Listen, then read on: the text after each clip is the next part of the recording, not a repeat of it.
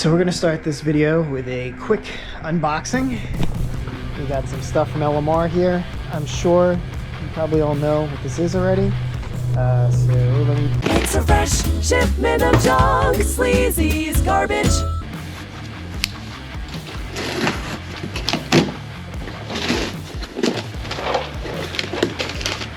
A fuel vapor valve.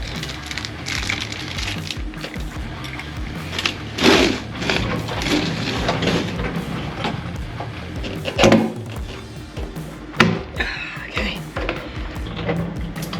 So last week I injured myself working on this, and then I realized LMR sells this for, I mean, nothing's really cheap, but it's a decent price compared to trying to reuse that same rusty one. And this one's not only coated inside and out, looks nice. So, new filler neck. This is the safety latch for the hood. There's nothing neat until the end of the project. These are door trim moldings. I do need these. These are the gaskets for the filler neck, and this is the new one that I completely destroyed on the way out for the filler neck to the fender. Not junk. So this is 6AN stainless. This is fuel return line, air motive pressure regulator. This is 6AN line from the fuel filters at the front. Whole bunch of cable ties. I believe this goes from tank to filter. Regulator to vehicle. Air motive glycerin filled gauge. These are the AN lines that connect to the factory fuel rails on a Gen 1 or Gen 2 Coyote. And the rest of this is... Alright, so more clamps, more AN fittings. This is a new fuel filter bracket. So this is the wiring kit. Alright, so here we have the relay,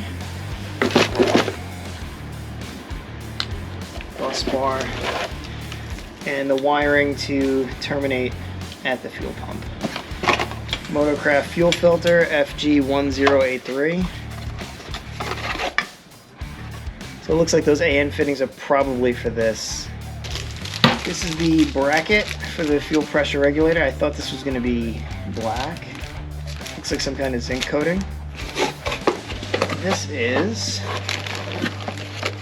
Alright, this is actually much nicer than I thought it would be. 340 liters per hour. Air motive stealth fuel system stickers. Install the fuel pump. First thing you gotta do, gotta put the little sock. Alright, so if you look inside the tank, see that sump? It kind of holds the fuel in position around that sock.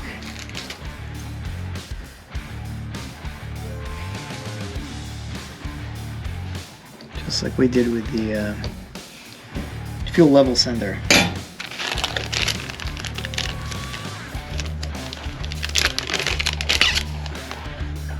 Get the sock, take this off.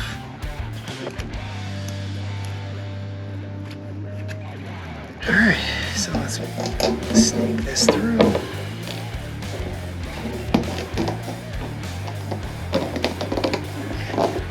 Get in the hole.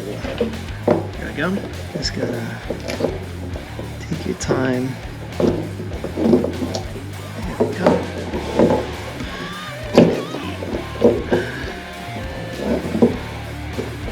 Electronics in.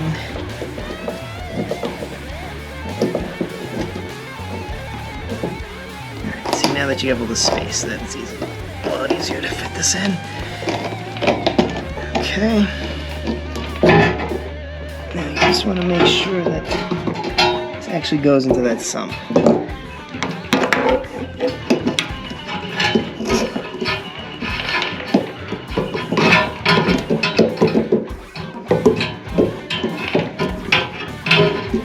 want both the return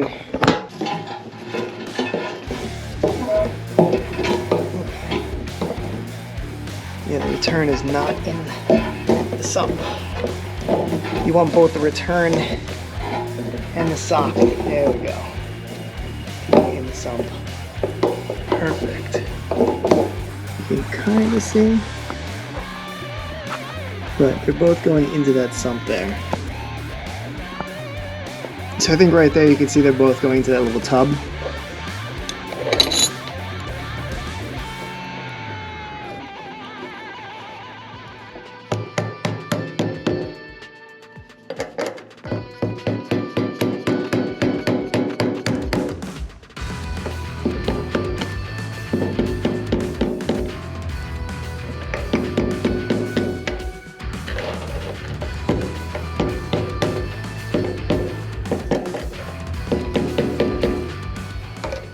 So I think we're good there.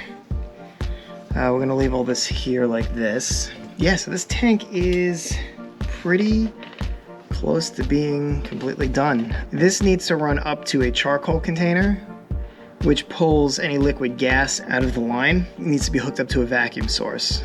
It's required for emissions. I'm not gonna set that up yet, but I do plan on making this thing as close. I wanna comply with the law, right? So I live in New York and they're pretty stringent about emission standards. That said, this car is like 30 years old, so it's exempt from smog testing, but I am going to put cats on this car. I am going to try to hook up as many of the pollution control things as possible. This does need to be hooked up to a charcoal canister, which then hooks up to the intake typically to get a vacuum applied to this to keep fuel vapor from escaping or otherwise being wasted. I was wrong. This goes to here.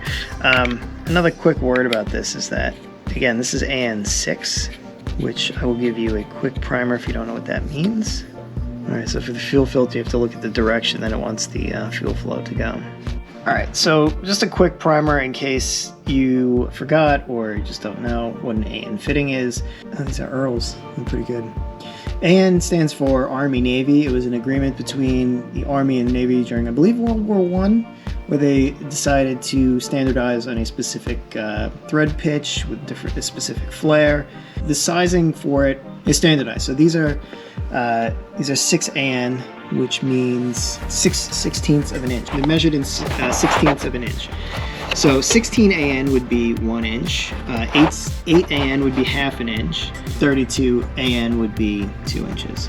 Yeah, so they make all kinds of like 45 degrees. This is that special type that connects to these. This is for the fuel rail itself. The stock fuel lines for a foxbody Mustang, I believe, are 5/16ths feed with a 1/4 inch return. I might be wrong on that. I'm going based on the parts I've seen in different sites and things like that. It is an upgrade over stock. The fuel pump itself is a much higher output as well. So I think it's enough. This kit is supposed to be enough for a Gen 1 or Gen 2 Coyote. So I'm gonna give you a quick primer on how fuel systems work for these particular vehicles and probably many vehicles on the market today. Imagine, if you would, that this is the gas tank on a Mustang. We'll just make it square for the purpose of a demonstration here. And your engine is all the way up here, right? Yeah, that's an engine. The tubes and stuff sticking all over it. So what happens is you have a fuel pump that's inside of the tank and it supplies fuel to a filter and then it goes to the engine. We'll go over what happens at the engine in a second. But this system is a return style, so it has a return. So the fuel returns back to the tank. And that's why we have those two connections. Fuel goes out and fuel comes back. So why do we have a return-based system? At the engine, you have, in this case, a V8, and you have what's called a fuel rail on each side. Fuel rail has 8 injectors hooked up to it, and this is usually a crossover pipe. This sits on top of the engine. Instead of this engine, we'll just remove this for now. This has a supply side. This is the supply from the filter. We want to maintain, like, let's say, for argument's sake, we want to maintain a 50 PSI fuel pressure here, no matter what. The engine, if they hit the gas, this could drop. And if that drops, that's a problem. So the idea is you supply more over here, so maybe 60 psi plus. You have a regulator, so the intake goes into the regulator, the return comes out, and the regulator maintains a 50 psi here, and everything else goes back to the tank. For this particular engine, amount of draw that it's going to be pulling is kind of tuned properly for the fuel pump that I bought. If you have like a power adder, like a supercharger or something like that, you can step up to maybe 2 fuel pumps, make sure that this, and maybe like an 8 AN, or even maybe like a 10 AN line, just try to maintain this at whatever this needs to be. In some cases, you need a regulator that will increase the amount of fuel that's available to the engine based on how much boost you're making. Not a problem that I'm going to be facing right now, which is why I bought this particular kit. So right now, we are with AN6 and AN6 return, which should be perfectly fine for Coyote, which is making what, like 420, 440 horsepower, something like that. I don't know. Some people actually use a fuel filter out of a Corvette. In this case, it would be something like this. You have the fuel tank, the output goes to the fuel filter. The filter itself is an internal regulator of like 60 psi, I think it is. And then it just returns right back here. And then you have one line going to the engine. These have an O-ring, so it's more like a flat connector for this. This does not have a flare at the bottom, so we will have to use a flat, use an O-ring connector for this. One of the cool things is that these turn like this, so actually I'm gonna get my AN. So it looks like you can dial this into AN6. The reason why they make these specific tools for these things, I think, is because they're aluminum and they are easily marred by steel tools.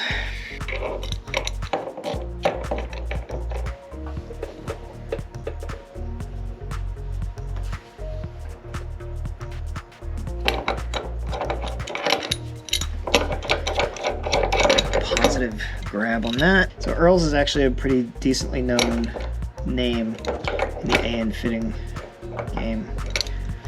So I'm kind of happy about that.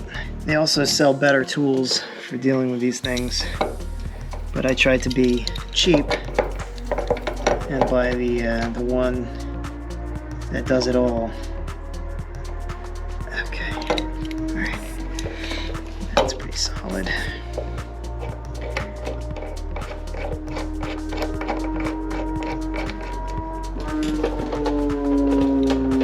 This isn't a bad wrench, but it's not the right wrench for this job.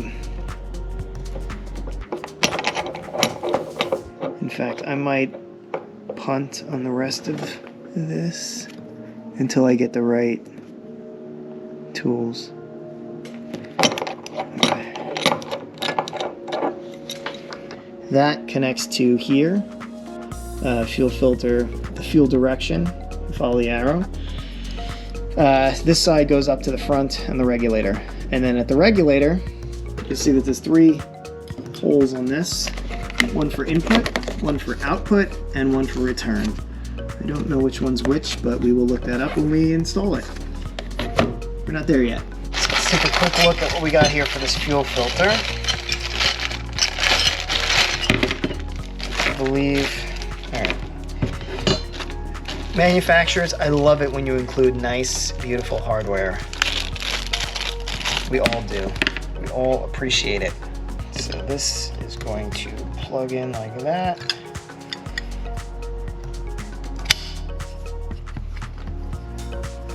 Okay. And then fuel.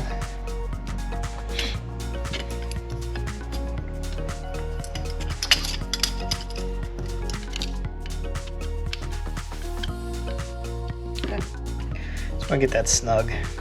So that's not going. Where's that going? Nowhere. So we're going to go here, here. And will that fit through there? It looks like it. So now that is a nice looking bracket. I think it'll live for a while. So let's put this underneath the car. I believe this mounts in the stock location, which is right here. 1, 2,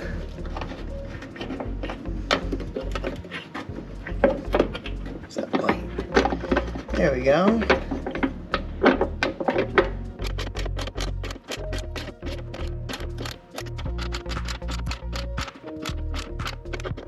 Alright, let's take a quick look at that.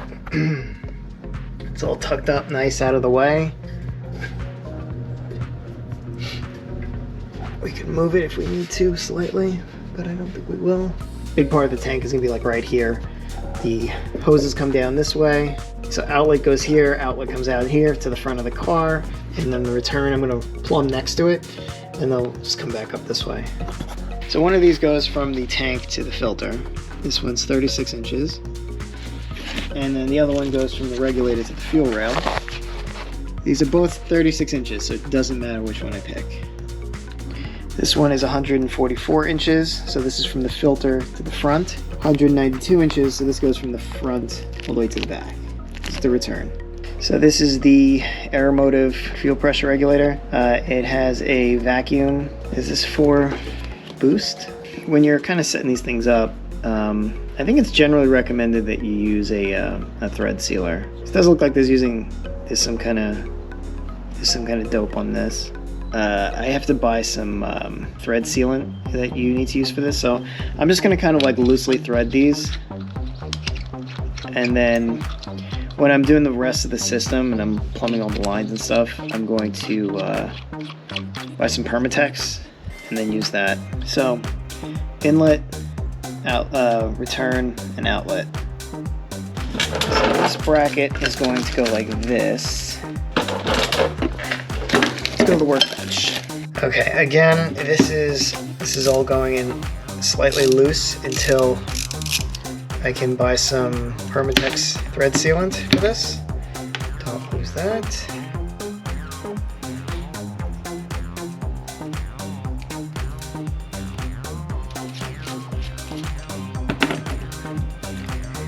Finally.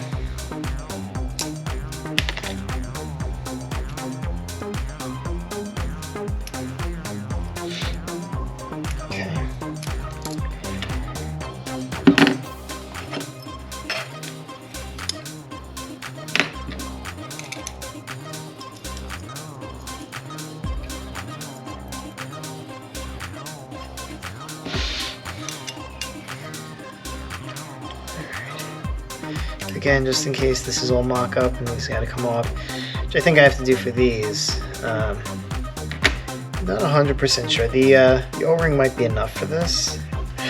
Okay, so I'm not sure if the again, I'm not sure if the O-ring is sufficient here. If it is, then I'm just gonna engage them.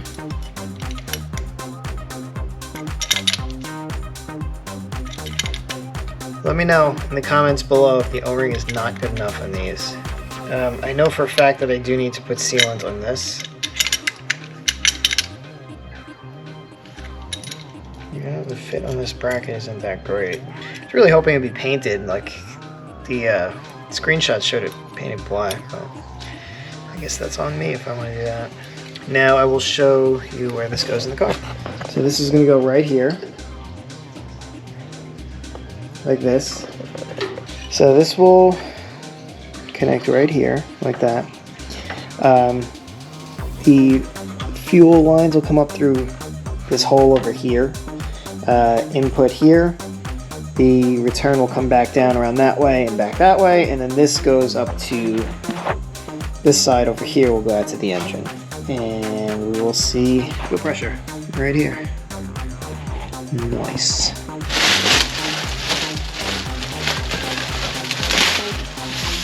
Gotta let it relax in the sun a little bit. This is not bad. Look at this. It's already split. It stinks.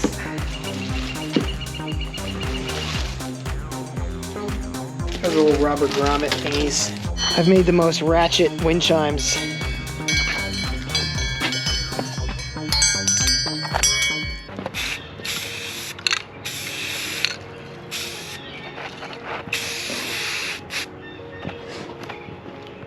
Being good. Would you want me to fix it? No, it's fine. Whatever you do is going to be perfectly fine.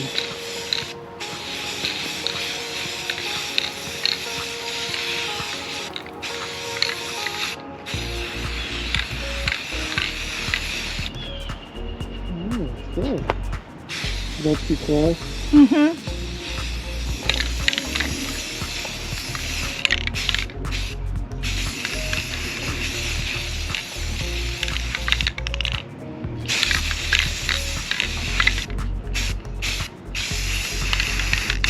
Should I do a little more over here? These came out okay. I'll do light coats. This is how we land. This is just the base coat, by the way. We're going to be putting another coat on. So I guess spray painting walls in high school doesn't count. No kidding. It looks like we didn't get this part right here.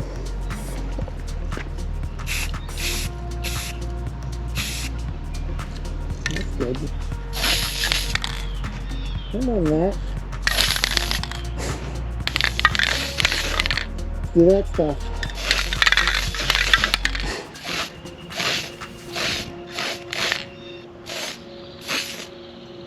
Wait till the wind goes away.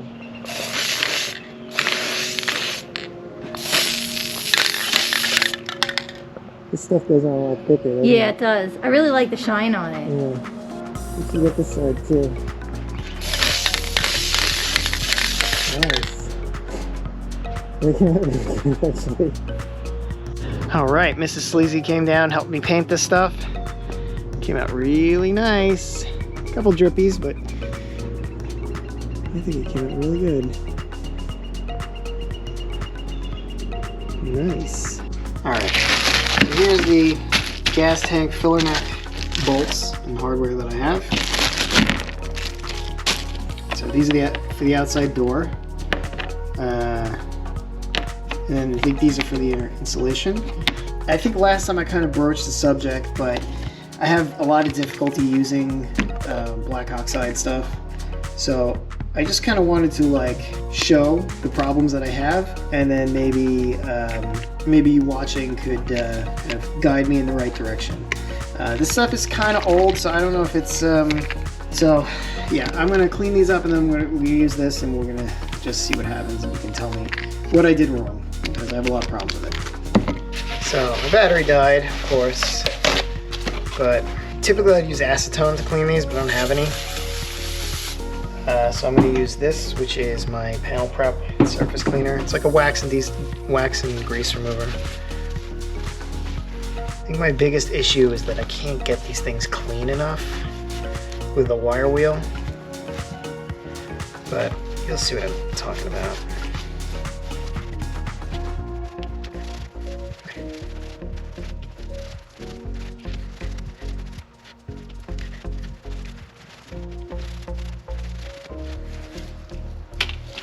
I don't really have any like cups or anything, so I'm going to do this.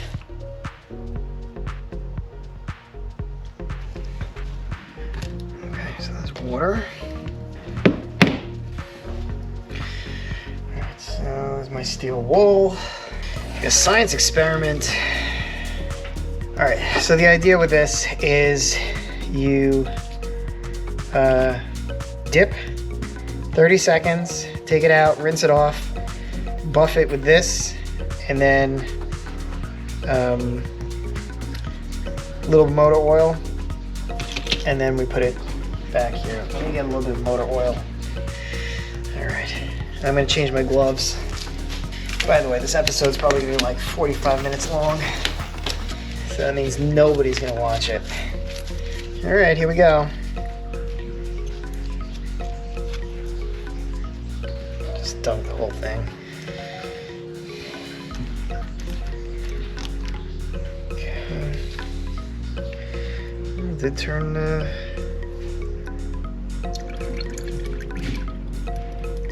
God, what's going on up there? Okay.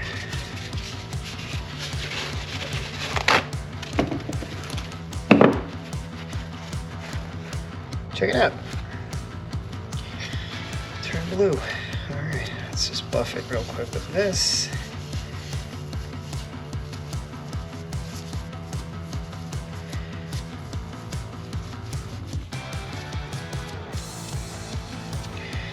Okay.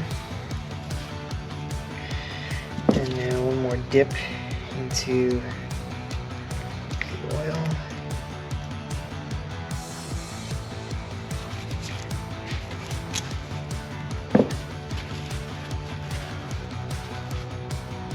Alright, so I don't think this worked at all. And if it did, I don't know. I'm not buying it. These might not be the right, I'm wondering if these are like stainless steel or something.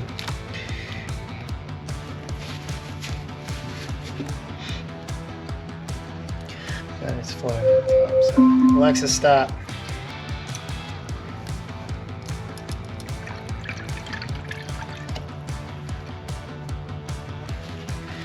You know what? Forget the steel wool. I'm just going to dry it off.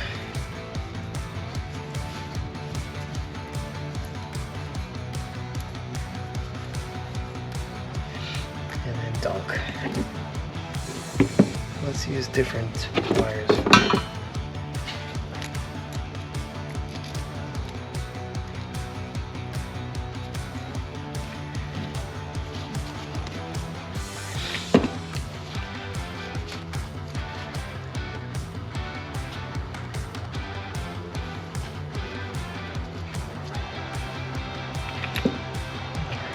Let's put these here. All right, let's try this again.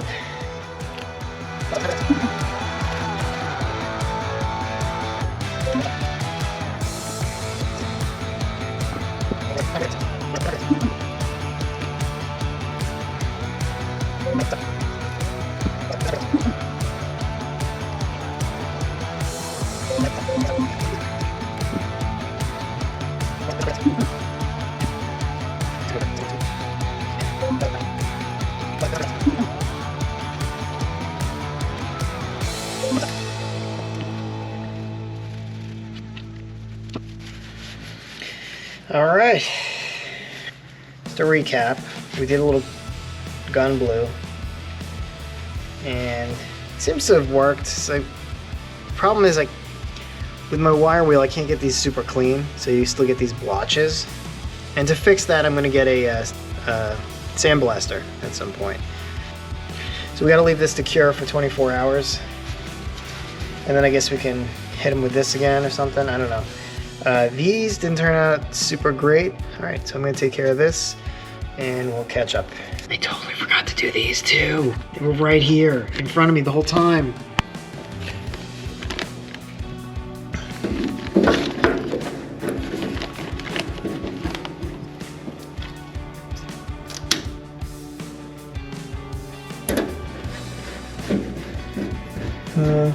I thought this might have been like a peel it back and have a vinyl cutout of, but I don't think it is.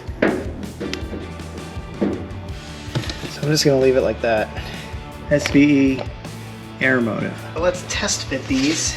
So this looks like the brakes, right? Yeah, so that's gonna go. That's over there somewhere. This.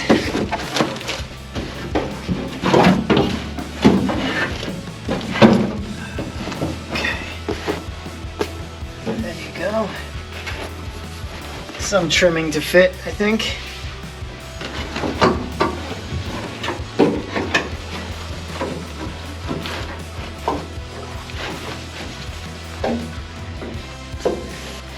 Not a super tight fit. There we go. You know what? It's not that bad, honestly.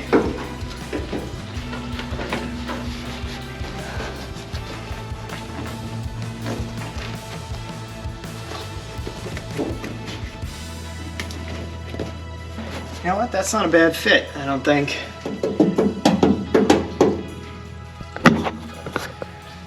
Not too bad. I might have to trim some of these corners up a little bit, just kind of shuffle things into position. Pretty damn close to not bad. That fuel system kit is pretty nice. Pretty happy with the parts that it came with.